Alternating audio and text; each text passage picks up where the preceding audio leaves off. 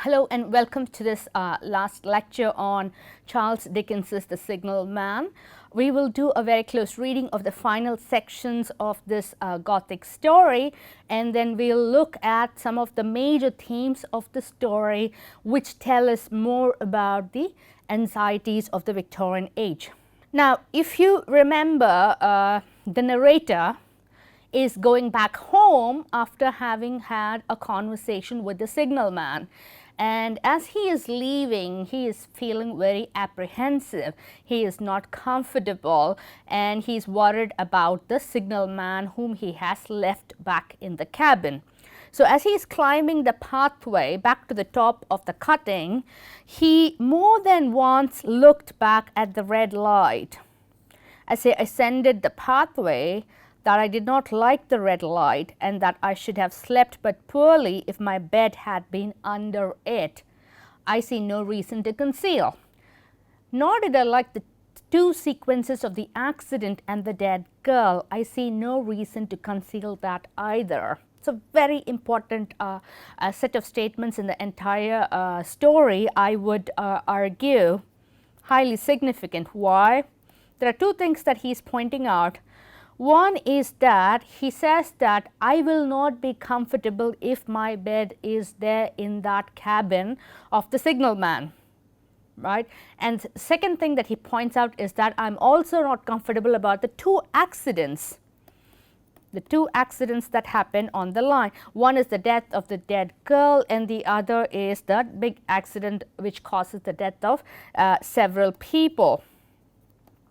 So, there seems to be an implication that somehow these accidents are connected to the signalman and his setting. There is a suggestion, but it is not concretely mentioned. Somehow there is a tangible connection or intangible, there's an intangible connection between the setting and the signalman and these two accidents. So, there seems to be a connection that is being made by the interpretation of the narrator, and he says that he did not like the red light. The red light is causing some discomfort, mental, we can argue. It's a mental discomfort, it's an eerie light, it's a disturbing light.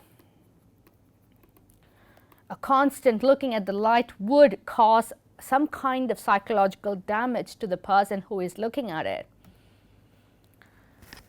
But what ran most in my thoughts was the consideration, how ought I to act having become the recipient of this disclosure? I had proved the man to be intelligent, vigilant, painstaking and exact. But how long might he remain so in his state of mind? Though in a subordinate position, still he held a most important trust, and would I, for instance, like to stake my own life on the chances of his continuing to execute it with precision? So, you can see a lot of questions being asked. Look at the question marks here. So, what is this narrator implying through his questions? That the questions are leading us to make some assumptions about the state of mind of the signalman. So, he says that I have been at the receiving end of a disclosure about the appearance of spectres, and the narrator believes that these are probably caused by the diseased mind of the signalman. So, the implication is that the signalman is under some kind of mental distress. So, he being the narrator, he knows that this is the state of mind of this signalman. So, what he should do with this information? So, how should he act? That is what he asks. How ought I to act? And he feels responsible because he has this information or disclosure about the signalman. And the second point that he raises is this. This man seems to be intelligent, seems to be vigilant, seems to be painstaking in terms of the duties of his job, but How long will he continue to be all this intelligent, vigilant and painstaking, because he seems to be under mental duress, under mental pressure. Now, he also tells us that this man is in a subordinate position. He is just a mere signal man, but despite his position in the railway, he holds an important trust. He is responsible for the safety of the passengers. So, even though he is holding a lower position in the railway network, he has a massive responsibility, and the narrator asks himself if he would put his life in the hands of this particular man who is in charge of the signals at this particular point in the network. So, can we trust him? So, this passage clearly states that the signal man may not be a safe person in this particular position at the signal near the tunnel. Now, he has a solution. The narrator is coming up with a solution. What is that? Unable to overcome a feeling that there would be something treacherous in my communicating what he had told me to his superiors in the company, without first being plain with himself and proposing a middle course to him, I ultimately resolved to offer to accompany him, otherwise keeping his secret for the present, to the wisest medical practitioner we could hear of in those parts and take his opinion, So, this is the solution that the narrator has come up with. And through this passage, we can gather some attributes, characteristics, nature of this particular narrator. He seems to be very loyal, and a man of integrity as well. Look at the way he feels about revealing the communication that he has received from the signalman. He sees that he feels that it will not be right to go and tell his superiors about this particular man's frame of mind, right? So, he said he doesn't feel it to be right. Therefore, he thinks that the best way to handle the situation would be to go with him to a wise medical practitioner, without going to the supervisors of this particular signal man. So, he seems to go for a middle ground here, the middle ground being a visit to a medical man. And therefore, he thinks that it is better to keep this signal man's secret for the present. No need to go telling everybody about the hauntings that this signal man apparently has undergone. So, what we can also see is that this is a man of action, because he comes up with a proposal to solve the problem. So, we see a problem solving figure here.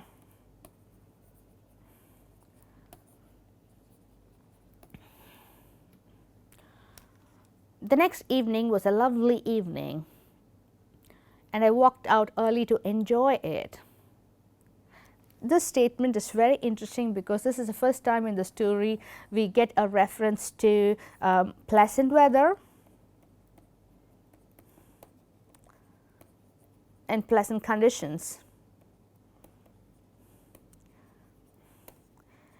For the first time, we are told about a man who is enjoying his day, and that is the narrator, not the signal man. We don't have a load of descriptions about him enjoying himself. And the narrator says that the sun was not yet quite down when I traversed the field path near the top of the deep cutting. So, the sun is about to set, it is not fully set yet, and the narrator feels that he would extend his walk for an hour. I said to myself, half an hour on and half an hour back, and it would then be time to go to my signalman's box. So, you can see also that this narrator is occupying himself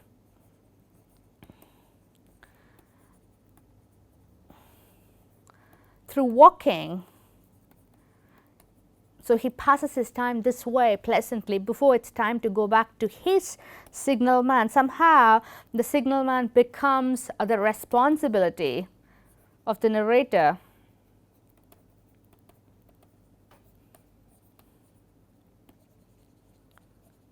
And we can also see the curiosity that is there in the mind of the narrator. He is keen to get back to prolong their acquaintance and know more about the world that is associated with that point in the railway network. Before pursuing my stroll, I stepped to the brink, to the edge, and mechanically looked down, without any conscious thought, mechanically looked down from the point at which I had first seen him. So he goes back to the exact spot, that spot that he had occupied when he first saw the signalman down in the deep trench, and he goes back to that point in place. I cannot describe the thrill that seized upon me. When close at the mouth of the tunnel, I saw the appearance of a man with his left sleeve across his eyes, passionately waving his right arm. This is remarkable, isn't it? We have the narrator back at the same spot. And now when he looks down, he's looking at a man who has his eyes covered with his left sleeve and his other arm, his right arm, waving passionately, right? And look at the thrill that he experiences. Is he the ghost? Is he seeing the ghost? Is the narrator seeing the ghost that the signalman talked about? And that ghost is, that man is at the mouth of the tunnel at the exact same location where the signalman thinks that all his specters were found. So what is this about? And then it becomes clear who that particular figure is. The nameless horror that oppressed me passed in a moment. For in a moment I saw that this appearance of a man was a man indeed, and that there was a little group of other men standing at a short distance to whom he seemed to be rehearsing the gesture he made. So this is not a spirit, absolutely not a spirit, not a spectre, just a man, a real human being. And this person seems to be rehearsing the gesture. He's just acting this gesture out for the benefit of his onlookers. He's showing them something. The danger light was not yet lighted. The red light was not on. Against its shaft, against its pole, a little low hut, entirely new to me, had been made of some wooden supports and tarpaulin. It looked no bigger than a bed. There seems to be some kind of small structure near the danger light, and it seems new to him, entirely new to this particular narrator. With an irresistible sense that something was wrong, with a flashing self-reproachful fear that fatal mischief had come of my leaving the man there and causing no one to be sent to overlook or correct what he did, I descended the notched path with all the speed I could make.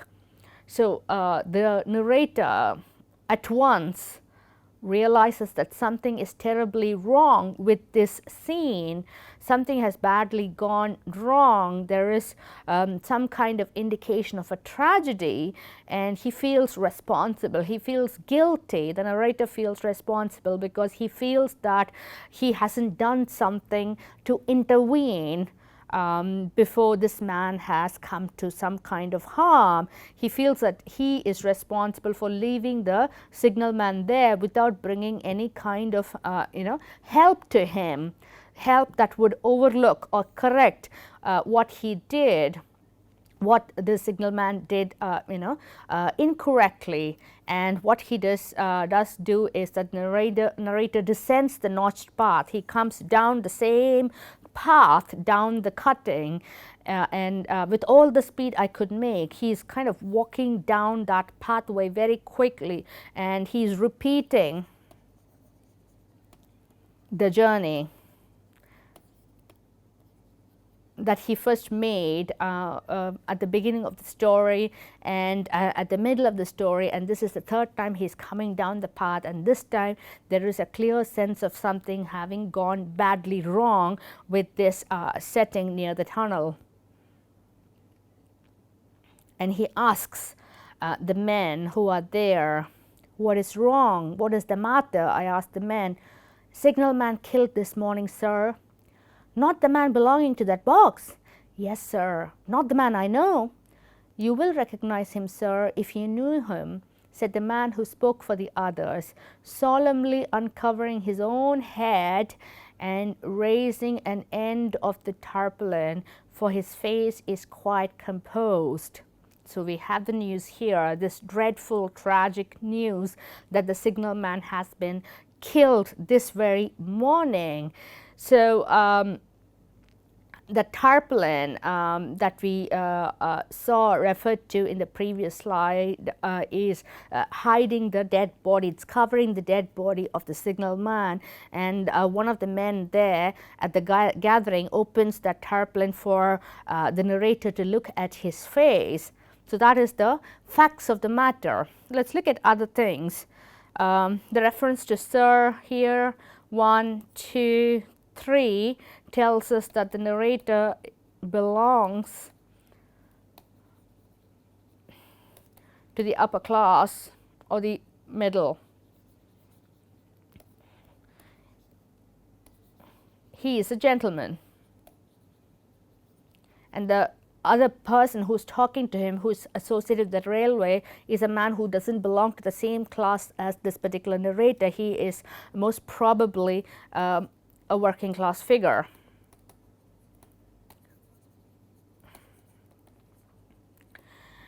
What else is interesting? The other thing that is interesting is this: his face is quite composed. He seems to be at calm when dead. That's one interpretation. His face has not been affected by the accident, not affected by the accident.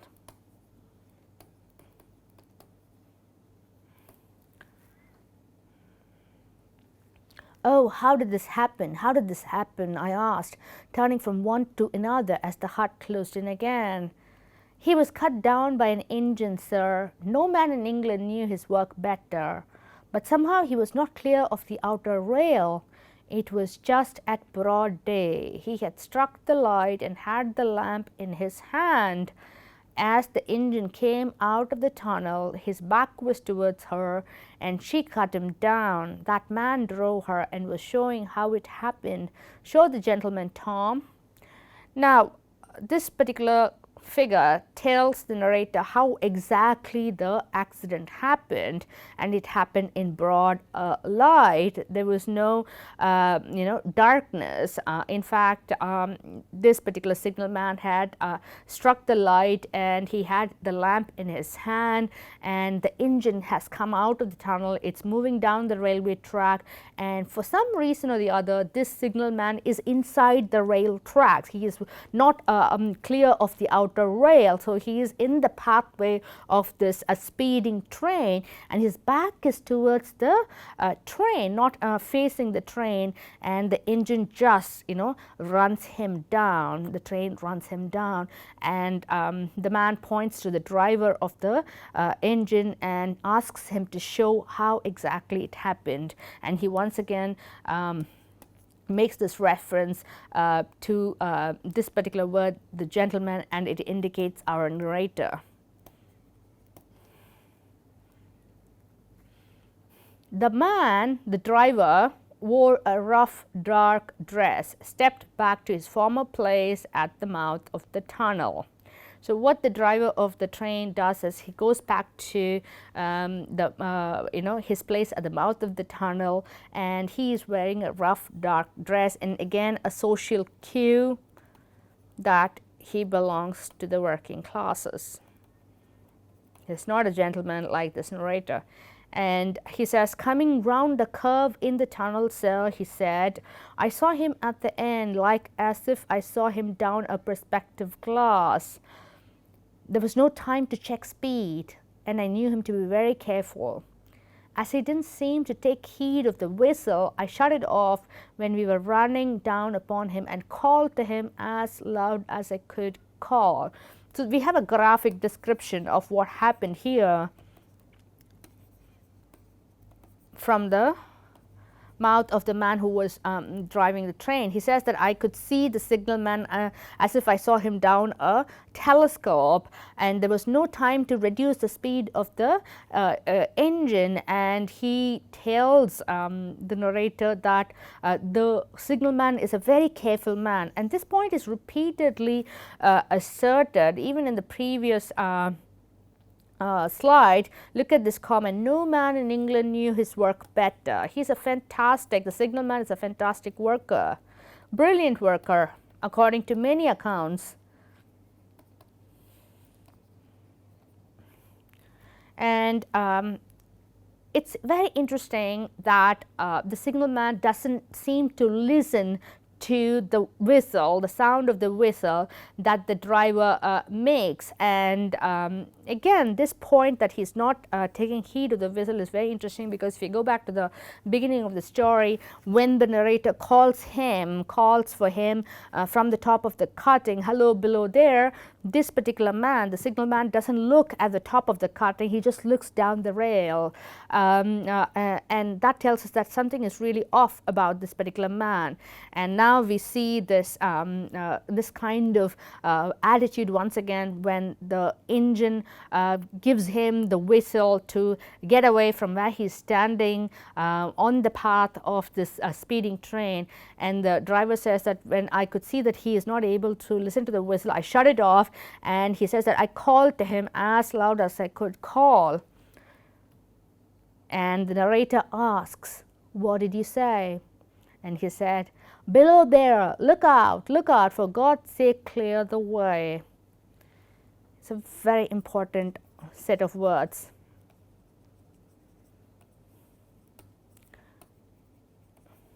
I started, the narrator starts. The narrator is shocked. Can you tell us why? I'll come to that in a minute. It was a dreadful time, sir. I never left off calling to him. I put this arm before my eyes not to see, and I waved this arm to the last, but it was no use. It was no use. Look at the gesture, look at the utterance of this driver, which is mimicking the words of the ghost, according to the signalman. Hello, below there, that particular word, look out, for God's sake clear the way. All these seem to be the exact words that the ghost apparently, or the spectre apparently, cried out to this signalman previously. So the driver seems to repeat the same thing. It's a very remarkable coincidence. And even look at the appearance of the driver. He's kind of hiding his face by putting his sleeve before his eyes so that he is not going to still see the signalman being killed. So the repetition is what perhaps killed the man. The repetition of the words is responsible for the death of this particular signalman, who perhaps furrows because he seems to be hearing the same words that he had apparently heard from the spectre. There's a lot of remarkable coincidence here.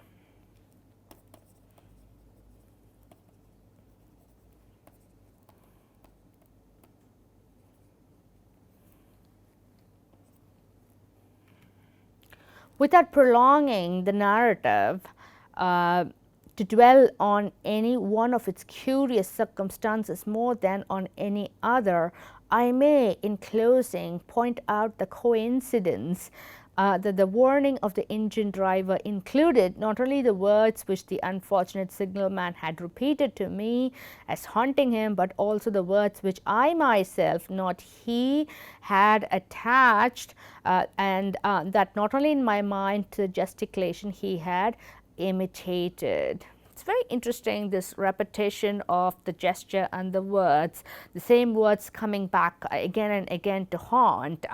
The signalman thinks that this narrator is repeating the words of the spectre, and the narrator himself has seen the repetition of the spectre only through the gestures of the signal man. So we need to remember that the narrator doesn't see the spectre.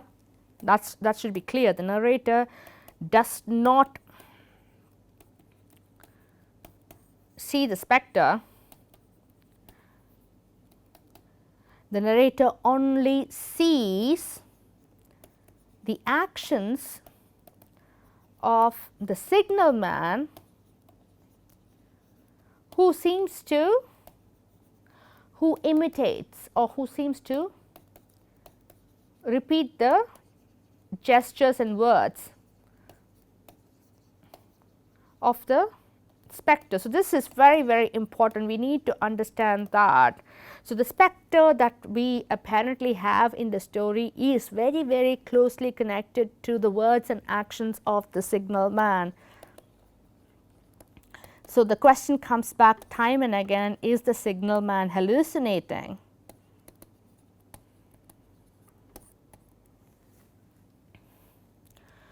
Now let's look at some of the themes that are embedded in this particular story. We can clearly see that there is a deep anxiety about the technological advancements that have come through in this particular time period. The Victorian period sees a lot of rapid changes in technology and scientific advancements, and the train becomes a big symbol, a very shiny symbol of modernity. And what is exciting in this story is this. The story shows us the railway creating unhealthy working conditions for its workers, and the kind of impact it has on the psyche of the people who work on the railway. So we see the negative consequences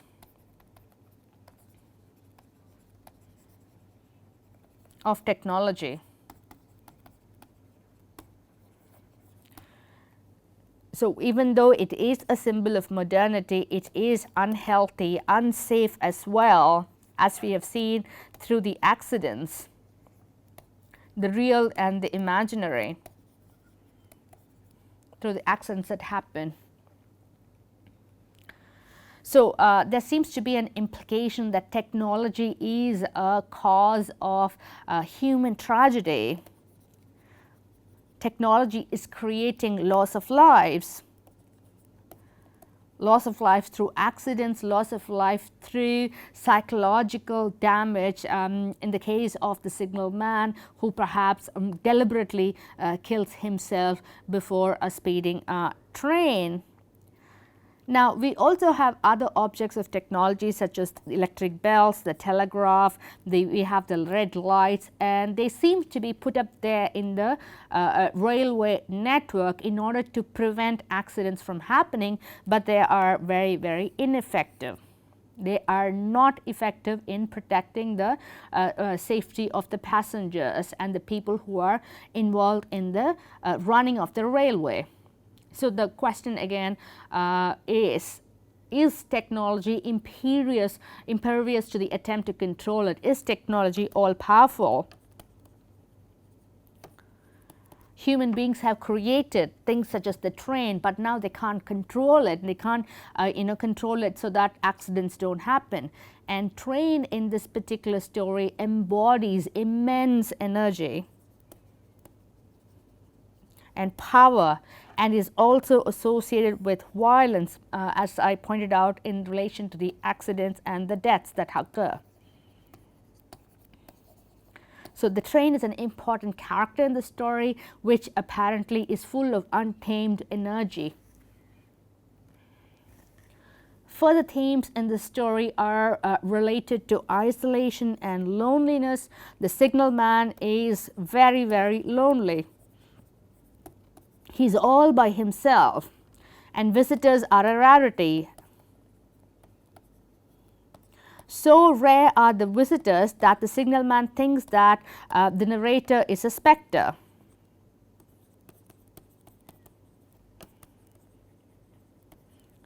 So you can see the consequences of very bad, unhygienic working conditions on the mind of the signalman. And the signalman is nameless. There's no name given to him.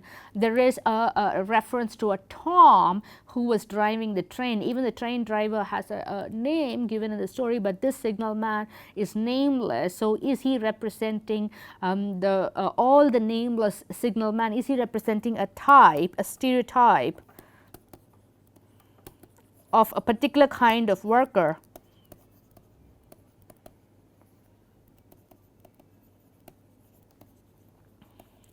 And we need to remember that even the chance encounter that happens between the signalman and the narrator is an accident.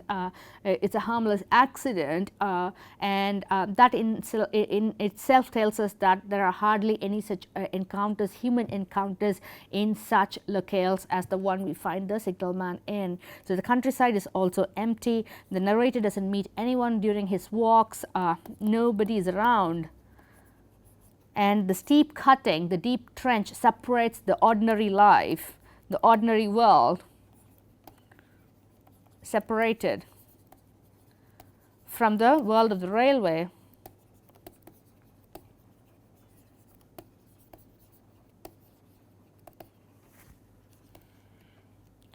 So as I pointed out, human presence is scattered.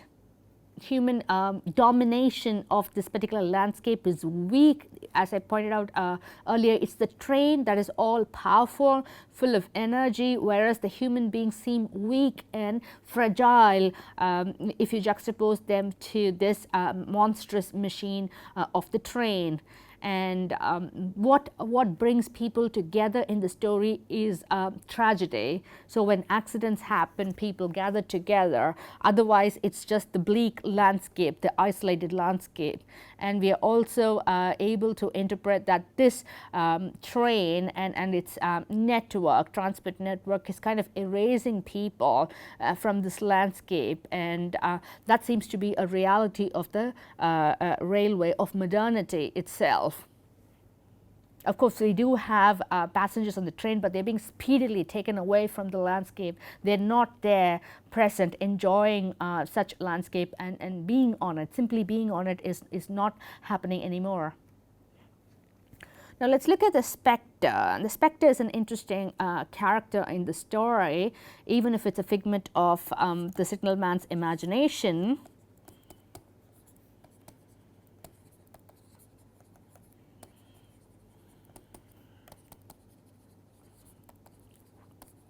How does the signalman imagine the spectre? The signalman imagines the spectre to be mourning. It has a tragic face. The spectre has already seen a tragedy and is mourning for it. It's unable to look at it. So the spectre is very sympathetic towards human tragedy. And the spectre, very importantly, is also ineffectual. It's not able to intervene. No intervention possible. It's just a helpless bystander. Just as the signalman. This is an important point. Both of them are powerless in this big machinery of modernity, which is making people work mechanically, and they have no big role to control the things around them.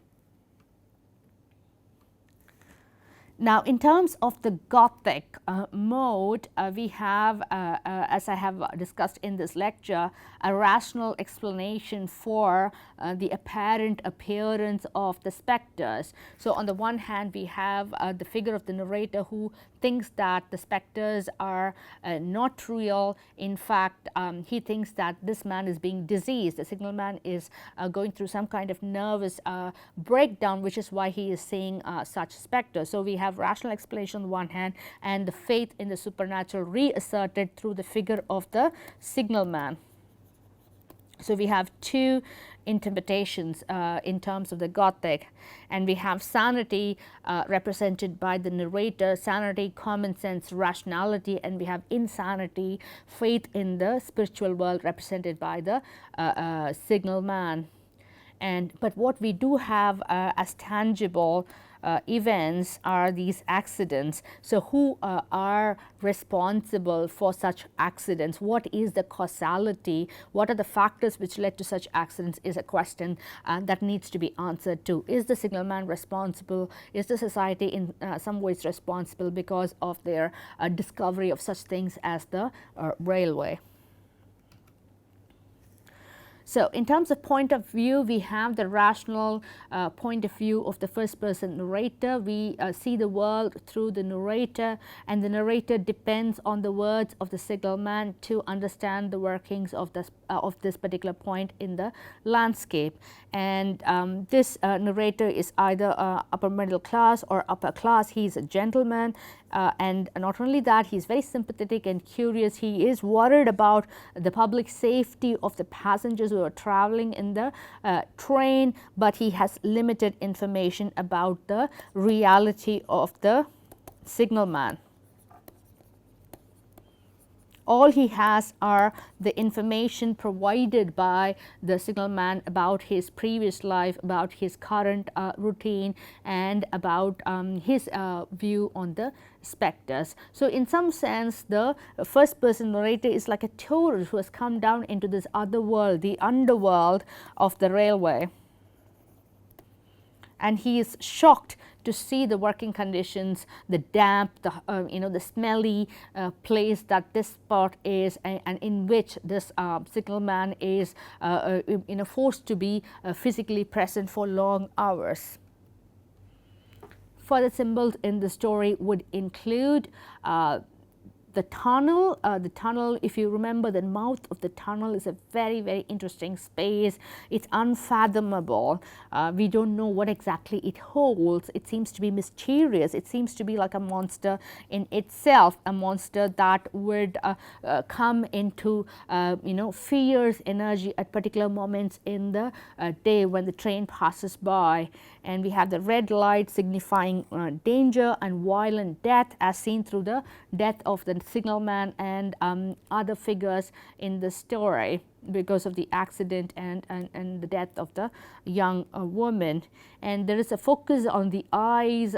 Eyes are prominent things in the story. If you look at the narrator, he pays attention to the eyes of the signalman, who is fixated on certain things in the story, and through a kind of an observation of the eyes, we can think about related ideas of madness. How is madness expressed through the eyes of the person, and the eyes are also connected to ideas of reality and unreality. What exactly are you seeing? Are you seeing the reality, or are you kind of recreating unreality through the figure of the specters? And that happens to be the case with the signalman.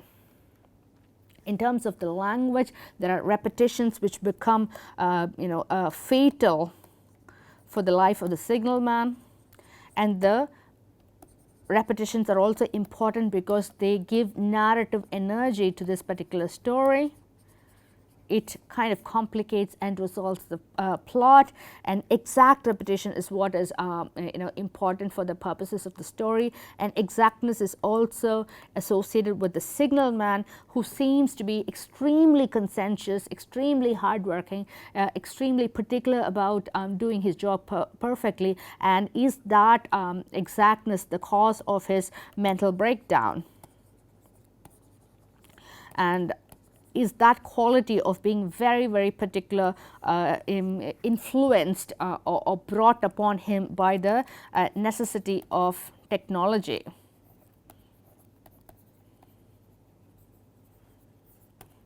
So, such repetitions and exactness and mechanical behavior are intricately connected to the plot development and resolution, and are also underlying some of the important principles of modernity and technology and scientific advancement. Let's look at the title.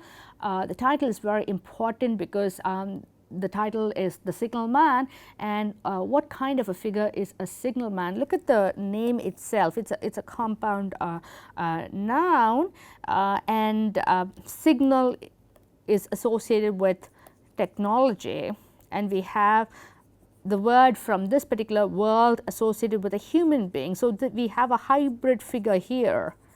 It's a hybrid term for a particular job position, and it's very interesting that we don't have a proper name for the signal man. Instead, what we have is a reference to his job, and perhaps it's his job which is responsible for his death and possibly for other accidents. So, technological advancements in this particular story is also connected with poor working conditions, and it is the lower social class who are put in these terrible working conditions, which threaten or endanger not only their lives but also the lives of other people whose safety have been entrusted to these figures, and that's something that Dickens has clearly brought forth in this particular Gothic story. Now, in the following weeks, I would talk about Kipling's My Own True Ghost Story, where we have a probing of the Imperial Gothic. This story is set in India, and there are a Gothic description of certain settings and figures in this particular place, which was ruled by the British Empire. The Arthur Conan Doyle story is the Red-Headed League, and we can see London as a Gothic space in this particular story, and we see how the villain is somehow associated with the figure or with the characteristics of the spectre.